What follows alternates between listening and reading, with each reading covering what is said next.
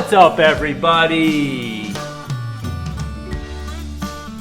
Has anybody seen my motorcycle?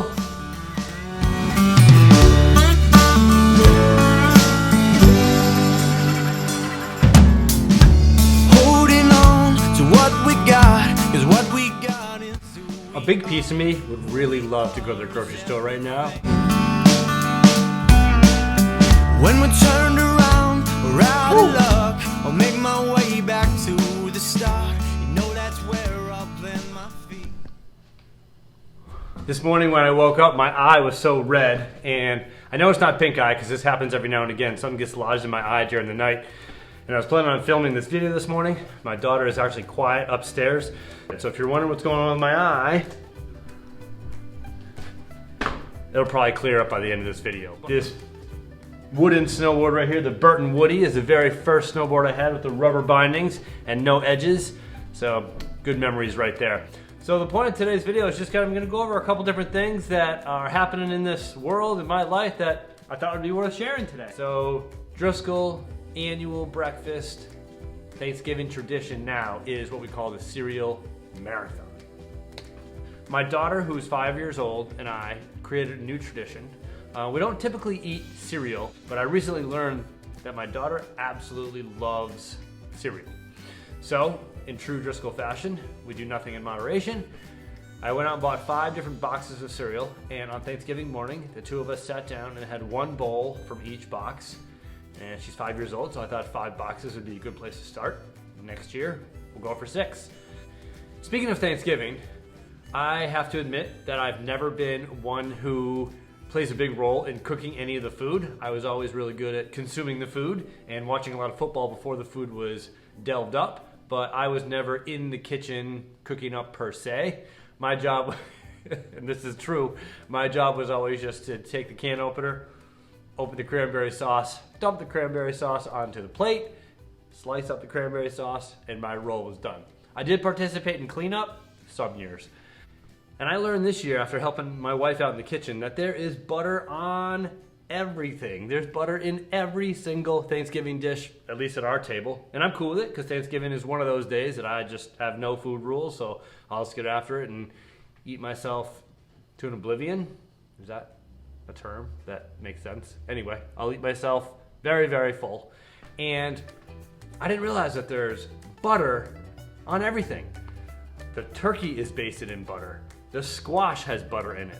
The mashed potatoes have butter in them. There is butter in the green beans. There's butter in the bread that's made. There's butter in the pie crust that my wife makes from scratch. There's butter in every single dish, except for the cranberry sauce, at our Thanksgiving table. Enlightening to me. Had no idea there was so much butter in a Thanksgiving meal. In other news, took on the major project the other day of moving all the equipment, one piece at a time, from the garage to the basement. I've never owned a second home. I don't think I'll ever own a second home. I don't think I'll ever have the resources, the desire to own a second home. However, I will say that bringing all the equipment each year down from the garage into the basement might be something like closing up your summer house for the year. And it's sad, but you're reflecting on it was a good season and all the good times you had. Well, that's for me with the garage. And in May, when everything goes back up to the garage, I feel like that might be the equivalent of like opening your summer home. You're so excited for the next summer that's about to come. You're okay with doing the work because the fulfillment and the fun times that you have with the house or the equipment, that bringing it all up there is worth it. I'm grateful to have my equipment. It's really the only thing I've spent money on in the last 12 years. And here we go. Let's get some basement workouts in. My goal is always to be working out in the garage until Thanksgiving. Some years October is just so cold that I'm bringing everything in by Halloween. And some years I can go to Thanksgiving. That's the longest I've ever gone. So super psyched about that. Something else I wanted to share with you all that I've learned over the last couple months. I have a really weak ear, and that's not what you think. What it means is when I put on a mask, doesn't matter if I put it on this way, if the mask pulls tight or the mask is pretty loose, my left ear folds forward, but my right ear stays strong. So I think I have like weaker cartilage in my left ear. I was never a wrestler, I never wrestled, but when I put on a mask, this ear falls forward. This ear is all good.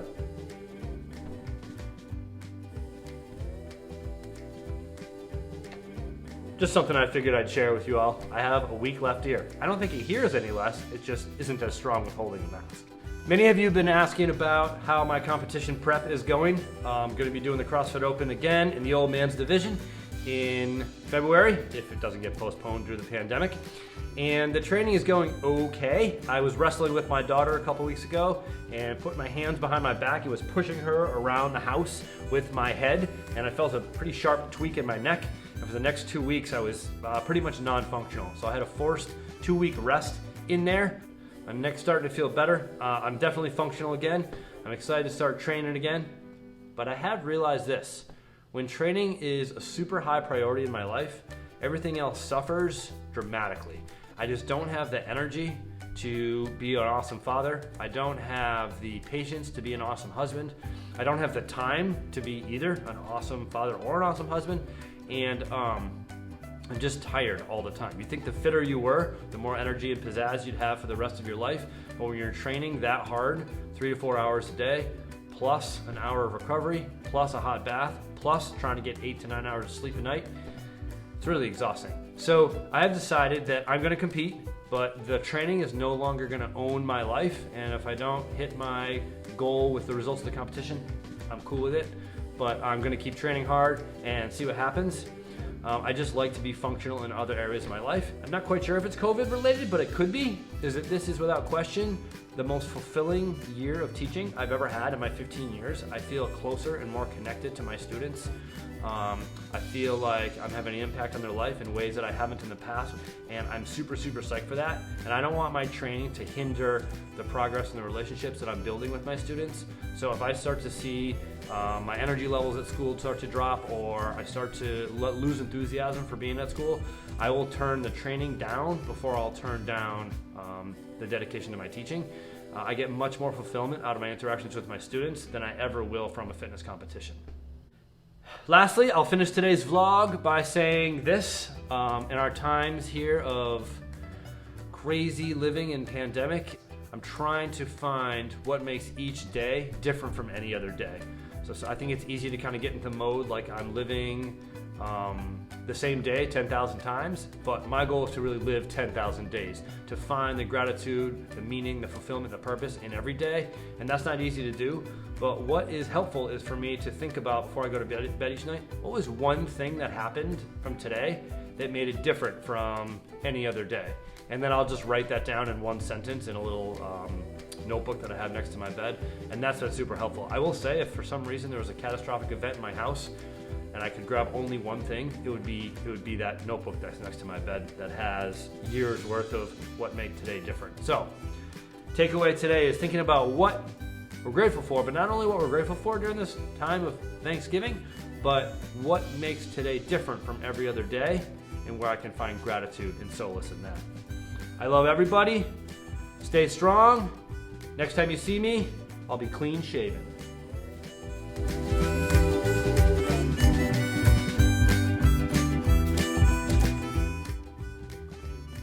Has anybody seen my motorcycle? Sorry, my bike.